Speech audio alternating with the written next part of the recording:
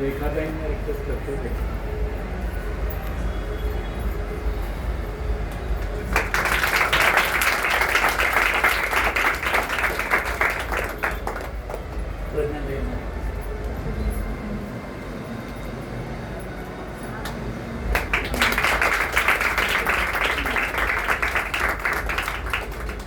प्रज्ञाताई CA आहेत बरं का, आणि तरी त्या भगवद्गीतेचा अभ्यास करतात आणि भगवद्गीता पाठ करतात.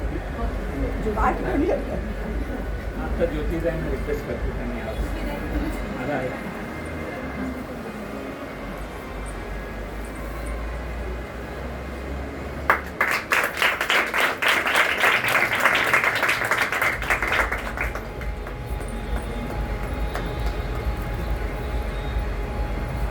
सहावा आणि शेवटचा भाग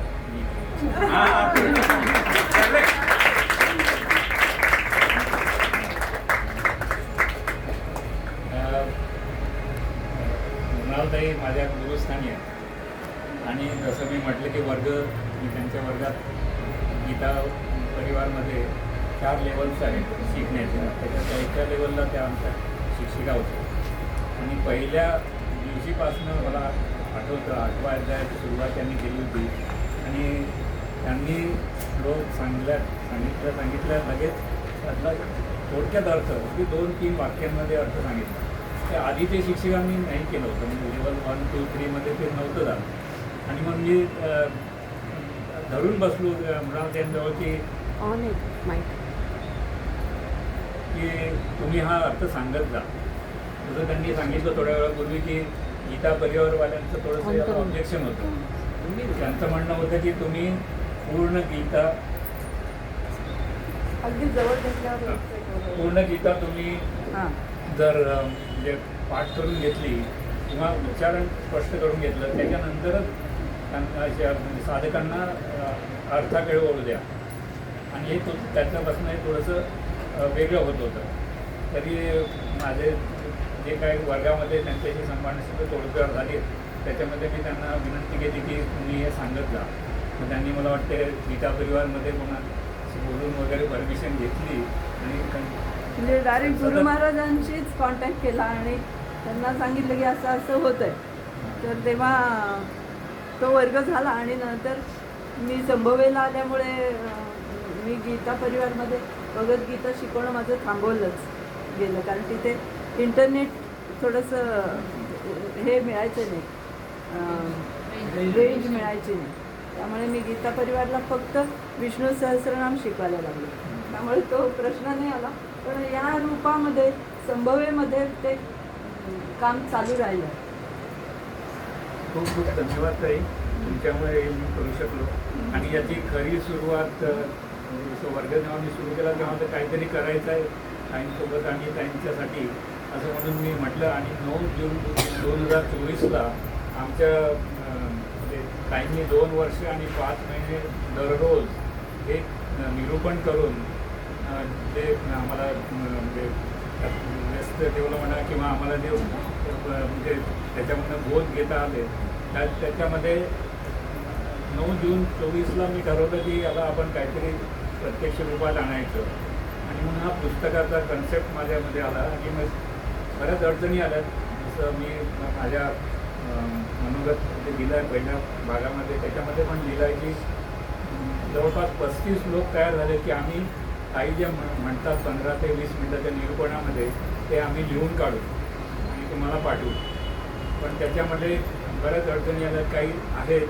आणि मुद्दा मी या पुस्तकामध्ये ज्या लोकांनी हाताने लिहून निरूपण दिलं आहे ते पण ठेवलं आहे. म्हणजे आता आज परिस्थिती अशी आहे की AIचा वापर करून मी अगदी 15-20 मिनटाचं जे निरूपण आहे ते सॉफ्टवेअरचा वापर करून 2 ते 3 मिनटात ते पूर्ण मराठी टेक्स्टमध्ये आणू शकलो. आणि अगदी 2 महिन्या आधीपर्यंत मला कॉन्फिडन्स नव्हता की हे पुस्तक तयार होईल. पण त्यासाठी निलिमाताईंनी मला प्रोत्साहित केलं. निलिमाताई म्हटल्या तुम्ही त्यावेळेसपर्यंत 18वा अध्याय पूर्ण झालेला होता आणि त्या म्हटल्या की 18वा अध्याय मी बघितला आणि खूप छान आहे तर तुम्ही पूर्ण करा. आणि मग मी तेव्हा म्हटलं की ठीक आहे. आणि तेव्हापर्यंत थोडासा AI चा वापर मला करायला आला आणि त्याच्यामुळे हे शक्य झालं. जे काही टेक्स्ट इथे जे टाईप टेक्स्ट आहे ते अगदी व्हर्बॅटिम आहे. म्हणजे तुम्ही मध्ये पॉज घेतला असेल, बरं का म्हटलं असेल किंवा एखादा शब्द परत परत म्हटला असेल तो पण तसा झाला आहे. त्याचं एडिट केलं नाही. हां. पण तो कोणी वाचेल किंवा त्याचा ऑडिओ पण आहे, टाईमचा ऑडिओ पण तिथेच आहे. या पुस्तकामध्ये तो ऑडिओ आपल्याला ओपन नाही करता येणार, पण ह्या पुस्तकाची प्रत सॉफ्ट कॉपी पण आहे आणि ती सगळ्यांसाठी अवेलेबल आहे. तिथे तुम्ही जर हे पुस्तक उघडलं तर तुम्ही त्या लिंकवर गेलात ऑडिओच्या, तर तुम्ही ते टाईम जे काय म्हटलं आहे अगदी तेच तुम्ही ऐकू शकता. आणि यामध्ये मला परत प्रज्ञाताईंची खूप मदत झाली, कारण माझे काही निरूपणं मध्ये मिस झाले किंवा व्यवस्थित डाउनलोड झाले नाही. तर त्यांनी हाच प्रकल्प घेऊन म्हणजे सगळे निरूपणं त्यांनी एका ठिकाणी आणलेत आणि व्यवस्थित अरेंज केलेत आणि त्याच्यामुळे मला बरीच मदत झाली. त्यांचे पण धन्यवाद. तर आता आज हे पुस्तक पूर्ण झाल्यामुळे मला जास्त आनंद झाला आहे आणि त्याचा नक्कीच सदुपयोग होईल. आणि ज्याला कोणाला पाहिजे हार्ड कॉपी पण मिळेल. हार्ड कॉपी थोडीशी महाग पडते, पण सहज तुम्ही मोबाईलवर किंवा लॅपटॉपवर किंवा कॉम्प्युटरवर तुम्ही सहज उघडू शकाल हे पुस्तक. आणि याचं एक वर्षन ई बुक म्हणून पण मी केलं आहे की जे लोक अजून पुढे आहेत की ज्यांना म्हणजे पुस्तक लिहून असं वाचनामध्ये एवढा इंटरेस्ट नाही आहे, त्यांना नुसतं ऐकायचं असेल तर निरूपण तर आहेच ऑडिओ, आणि बाकीचं पण जे त्याच्यामध्ये पुस्तकाचा भाग जो आहे तो टेक्स्ट आहे तुम्ही तो ऐकू शकाल. तर जी व्यवस्था पण केलेली आहे ती लिंक मी शेअर केली आहे पहिल्या भागामध्ये सुरुवातीला. तर जास्तीत जास्त मराठी भाषिकांपर्यंत पोहोचवावं. थोडीफार मी गीता परिवाराची पण मदत घेणार आहे. आणि दादांनी पण सजेस्ट केलं होतं की याला आपण यूट्यूबवर टाकू का.